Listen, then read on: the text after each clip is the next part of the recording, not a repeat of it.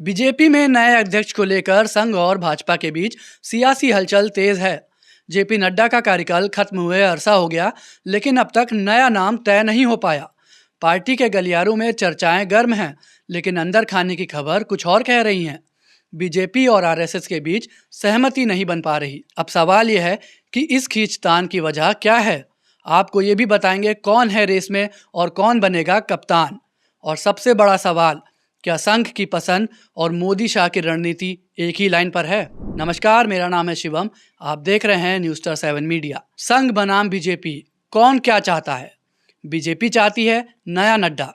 Party चाहती है कि नया अध्यक्ष जेपी नड्डा जैसा हो, संयमित, चुनावी रणनीतिकार और सरकार से अच्छा तालमेल बिठाने वाला। 2024 लोकसभा चुनाव के बाद पार्टी 2029 की तैयारी के लिए ऐसा नेता चाहती है जो इलेक्शन मशीनरी को मजबूत रखे। संघ चाहता है संगठन का आदमी।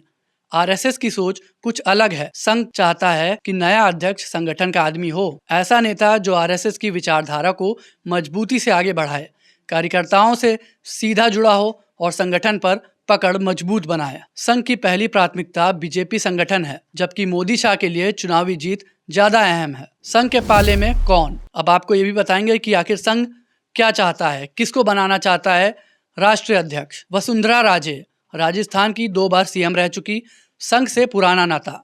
संजय जोशी, एक जमाने में बीजेपी संगठन के मजबूत चेहरे थे। प्रहलाद जोशी, संसदीय कार्य मंत्री, दक्षिण भारत में पकड़ मजबूत, संघ के करीबी।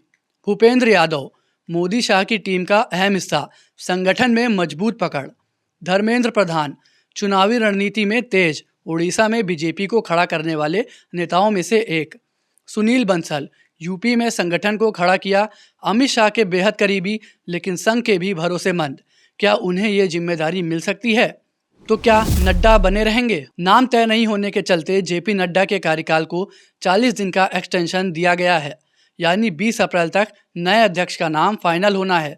लेकिन बीजेपी की दुविधा बनी हुई है। अगर संघ की पसंद को हरी झंडी दी गई तो क्या मोदी शाह की रणनीति बदलेगी? जेपी नड्डा पहले भी संघ और बीजेपी के संबंधों को लेकर बयान दे चुके हैं। उन्होंने कहा था, शुरुआत में हम अक्षम थे, हमें आरएसएस की जरूरत पड़ती थी, आज हम बढ़ गए हैं, सक्षम हैं, तो बीजेपी अपने आप चलती है। नड्डा का ये बयान स्पष्ट संकेत था कि बीजेपी अब संगठन के स्तर पर आत्मनिर्भर है और चुनाव जीतने के लिए उसे संघ की उतनी जरूरत नहीं जितनी पहले हुआ करती थी। तो क्या संघ इस बयान को हल्के में लेगा या फिर संघ इस बार ऐसा अध्यक्ष लाने की कोशिश करेगा जो संगठन को पहली प्राथमिकता दे? अगला बड़ा पड़ाव 21-23 मार्च की आरएसएस बैठक। बेंगलुरु में 21 से 23 मार्च को आरएसएस की अखिल भारतीय प्रतिनिधि सभा की बैठक होनी है। इसमें संघ अपनी राय को और पुख्ता करेगा और बीजेपी को इशारों इशारों में संदेश देगा कि भाई संगठन को मजबूत करना है या बस चुनाव जीतने की मशीनरी चलानी है। तो कौन हो सकता है